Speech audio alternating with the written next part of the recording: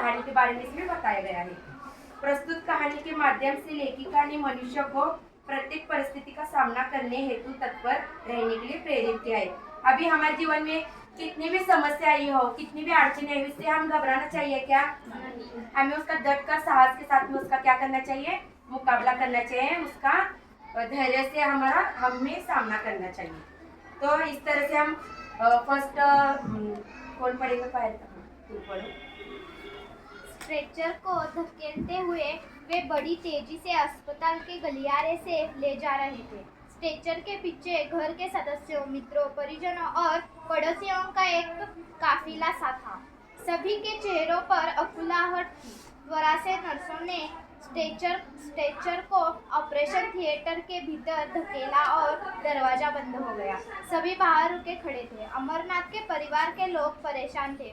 उनका बेटा अनिल बेंच पर मुंह नीचा किए बैठ गया था। धीरज रखो, चोपड़ा ने उसके कंधे थपथपाए थे। उम्मीद बहुत कम है। डॉक्टर ने कोई आश्वासन नहीं दिया है, पर हुआ कैसे? दुर्घटना हाईवे पर हुई थी। हम तो दोपहर से ही इंतजार कर रहे थे। दोबारा बाबूजी ने मोबाइल पर बताया कि वे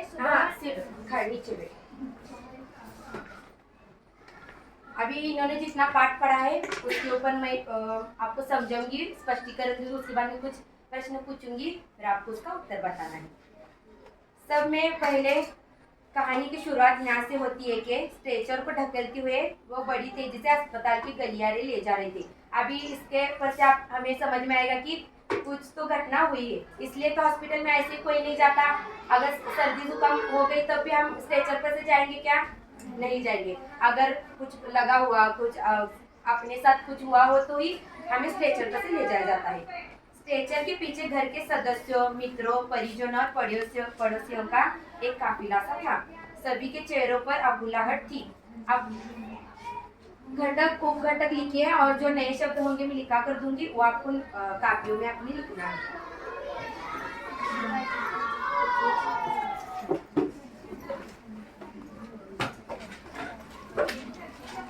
अकुलाहट,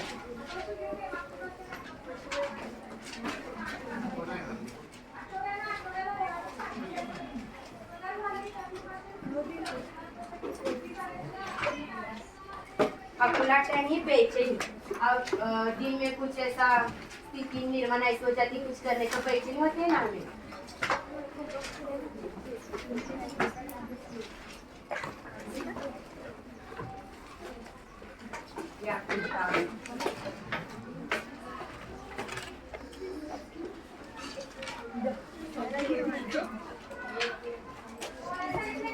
लिखते हुए आवाज की जरूरत नहीं पड़ती चाहिए।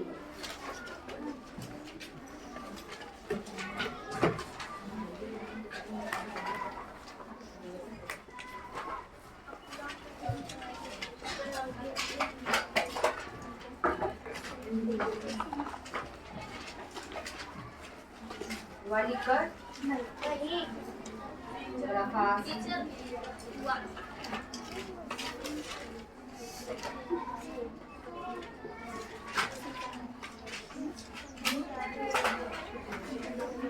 हाँ, स्ट्रेचर को ढकेलते हुए वे बड़ी तेजी से जब हॉस्पिटल में आ गए।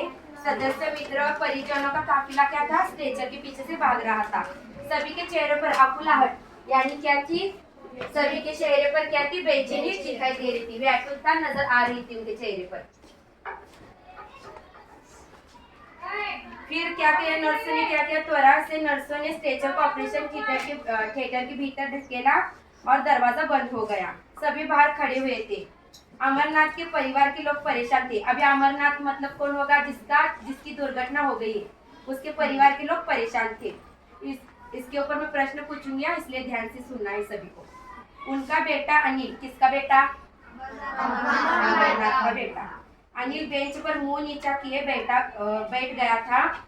फिर उसके जो अंकल है, चोपड़ा अंकल, उन्हें क्या कहते हैं? उसकी पीठ थपथपाते और कहते धीरज रखो बेटा। फिर वो क्या कहता है?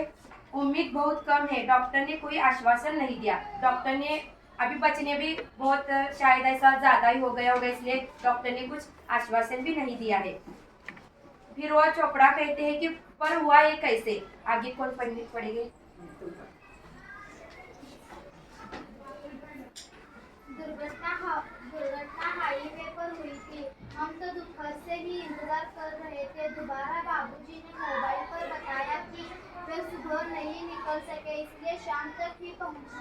पहुंचेंगे।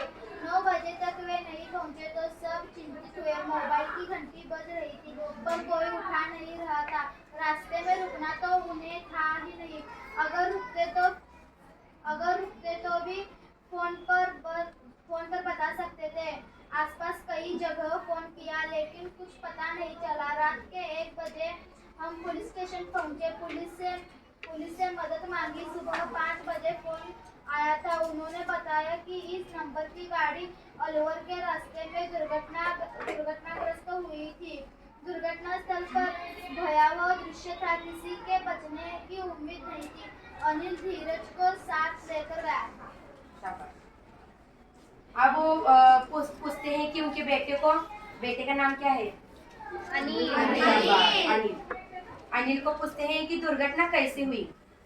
फिर वो बताता है कि कैसे क्या उनको पता चला दुर्घटना के बारे में। हम तो दोपहर से इंतजार कर रहे थे।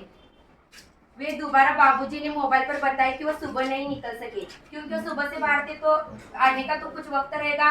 अगर कोई समय पर नहीं आए तो हमें बेचैनी होती, चिंता होती कि अभी तक ये क्यों नहीं आए हुए, इसलिए शाम तक ही नहीं पहुंचेंगे। 9 बजे तक वे नहीं पहुंचे तो सब चिंतित हुए। मोबाइल की घंटी बज रही थी पर कोई उठा नहीं रहा था। रास्ते में रुकना तो उन्हें था ही नहीं क्योंकि उन्हें बताया होगा पहले कि मैं सीधे घर पर आऊंगा, मैं कहीं बीच में रुकने वाली, इसलिए ये भी कुछ तभी जब तक आए नहीं थे ध्यान नहीं दिए। अगर रुकते भी तो फोन पर बता सकते थे। आसपास कई जगह फोन भी किया लेकिन कुछ पता नहीं चला। रात के 1 बजे हम पुलिस स्टेशन पहुंचे। पुलिस से मदद मांगी। सुबह 5 बजे फोन आया था। उन्होंने बताया कि इस नंबर की गाड़ी अलवर के रास्ते में दुर्घटनाग्रस्त हुई है। अगर अभी कैसा आपने मैं जब आई क्वेश्चन पूछा नंबर लेंगे बता सकते हैं, ऐसे ही दुर्घटनाग्रस्त जो हुए थे उनके पिताजी, उनसे उन्होंने नंबर लेकर इनको घर पे कॉल करके बताया कि आपके ऐसे ऐसे पिताजी का दुर्घटना आपके पिताजी की हो गई है। इस तरह से वो दुर्घटना स्थल पर अनिल और धीरज दोनों साथ में जाकर वहाँ पे दुर्घटना स्थल पर गए। वहाँ का दृश्य बहुत ही भयावह था और किसी की बचने की उम्मीद भी नहीं थी। इस तरह इस दुर्घटनाग्रस्त का दृश्य बहुत ही ऐसा चिंतादायक और दुर्घटनाग्रस्त भयावह दृश्य था उसका। तो दुर्घटना कहाँ हुई थी, कौन से रास्ते पर हुई थी? हाईवे। रास्ता कौन से एरिया का था? जगह तो है ना उसमें लिखी हुई। अलवर के रास्ते। शाबाश। कहाँ के? अलवर के रास्ते। बहुत अच्छे। भगवान मरने चिंता थी, अपनी अपनी बात कर रहे थे। अमरनाथ जैसा इंसान उनके साथ भी यही होना था। ट्रक वाला जरूर पिया होगा परंतु सबक कोई नहीं था। वो तो उनका ही नहीं, वहाँ टक्कर मारकर निकल गया। इंसानियत का भी सबूत दिया होता तो ड्राइवर भी बच जाता। अधिक रक्तस्राव से उसकी मृत्यु हुई। 10 साल से इस परिवार के साथ था। 10-15 मिनट का समय भी मुश्किल से गुजर रहा था। अनिल से बताया था, सबके चेहरे बुझ गए थे। यह कैसे हो सकता है?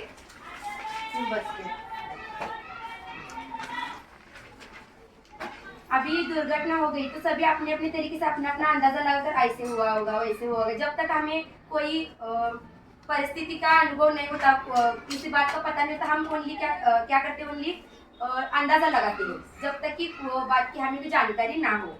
अभी यहाँ पे देखो सब लोग अपनी अपनी बात कर रहे थे, भगवान को नाम लेकर मन में चिंता ही कर रहे थे।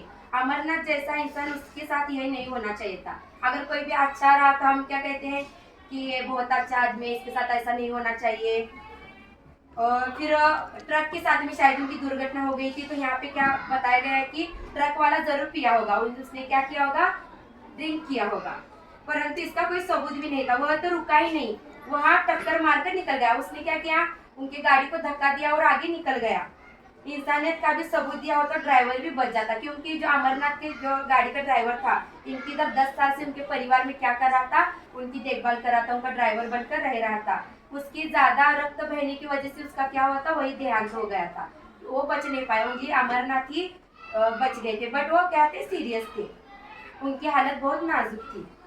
10-15 मिनट का समय भी मुश्किल से गुजर रहा था। अनिल से बताया था कि सबके चेहरे बुझ गए थे। यह कैसे हो सकता है, क्योंकि उनकी जो हालत थी बहुत ही नाजुक थी, उनकी बचने की कोई भी उम्मीद न थी।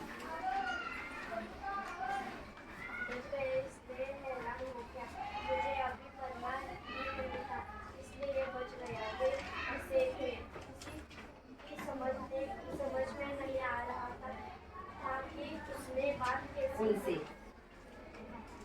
बात कैसी की जाए। सब चुप थे। अमरनाथ अपनी बेरों में भटक रहे थे। भाग्यशाली हूँ इसलिए बच गया। मुझे ड्राइवर का दुख है। अगर मैं उस वक्त बेहोश न हुआ होता तो उसे बचा लेता। कभी भी मरने न देता। हाँ कीजिए।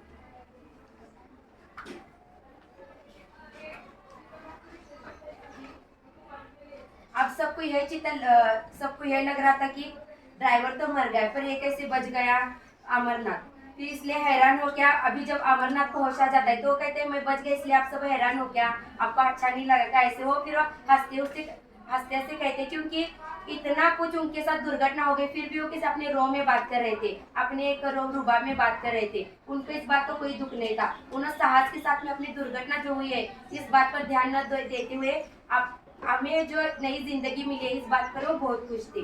किसी के समझ में भी नहीं आ रहा था कि उनसे बात कैसे है। अभी उनको होश आ गया, उन्हें हंसते हुए बात कर, इनको समझ नहीं आ रहा था उनके परिवार वालों को कि उनसे अब आगे हमें बात कैसे करनी है। सब चुप थे। अमरनाथ अपनी ही रो में बात कर रहे थे। भाग्यशाली हूँ इसलिए मैं बच गया। वो भगवान से कह रहे कि भगवान का अभी जैसा गॉड गिफ्ट कहते हैं ना, भगवान ने उनको नई जिंदगी दी है, इसलिए वो कह रहे कि मैं भाग्यशाली हूँ कि मैं बच गया। मुझे ड्राइवर का दुख है। अगर मैं उस वक्त बेहोश नहीं हुआ होता तो मैं उन्हें बचा लेता और उन्हें कभी मरने भी नहीं देता। सब चुप उनकी बातें सुन रहे थे। उनकी तरफ देखकर अमरनाथ ने पूछा कुछ समस्या है क्या, मुझसे कुछ छुपा रहे हो क्या। अभी सबके चेहरे मुरझाए हुए हो तो फिर सबको अमरनाथ को लगा कि ये कुछ मुझसे छुपा रहे हैं, तो उसे कहते हैं आप मुझसे कुछ कहना चाहते हैं क्या, आप मुझसे कुछ बातें छुपा रहे हो क्या। अनिल ने डॉक्टर की तरफ देखकर कहा आप ही बता दीजिए डॉक्टर। अनिल ने डॉक्टर से क्या कहा कि आप ही बता दीजिए, जो बातें हम तो क्या हमारे पिताजी से नहीं कह पाएंगे। डॉक्टर ने अपने को समझते हुए ऐसा कहा अमरनाथ जी ऐसी दुर्घटना में आप बच तो गए हैं, यह एक चमत्कार है। आपकी दुर्घटना के होने के बावजूद, इतनी नाजुक हालत होने के बावजूद भी आप इसमें से बच गए हैं। लेकिन डॉक्टर अटका था, हिम्मत जुटाकर कह दिया देखिए आपकी टांग बुरी तरह से कुचली गई है। बिना देखभाल के 4 घंटे आपको वहाँ पड़े रहे। अभी दुर्घटना हुई तो वहाँ आसपास शायद उनके कोई नहीं था, इसलिए 4 घंटे हो गए तभी पर वो दुर्घटना स्थल पर वैसे ही पड़े हुए थे। उनका पैर दुर्घटना में पूरी तरह से कुचल गया था, इसलिए आपके पैर में पूरी तरीके से क्या हुआ है, इंफेक्शन रहता ना, जहर फैल चुका है। इसलिए आपकी टांग क्या करनी पड़ेगी, काटनी पड़ेगी आपकी टांग, फिर नहीं तो शरीर में जहर फैलने का खतरा हो सकता है। अमरनाथ ने अपने परिवार के लोगों की तरफ देखा, उसने उसकी बात सुनी और उनके परिवार की तरफ देखा और डॉक्टर की तरफ देखकर हंसे, क्योंकि उन्हें इस बात का कोई दुख नहीं था कि अब पैर मेरा काटेंगे करेंगे। वो शांत थे, हंसते हुए उन्होंने बात की। टांग ही काटनी है तो काट दो, वो कहते हैं टांग काटनी है तो काट दो।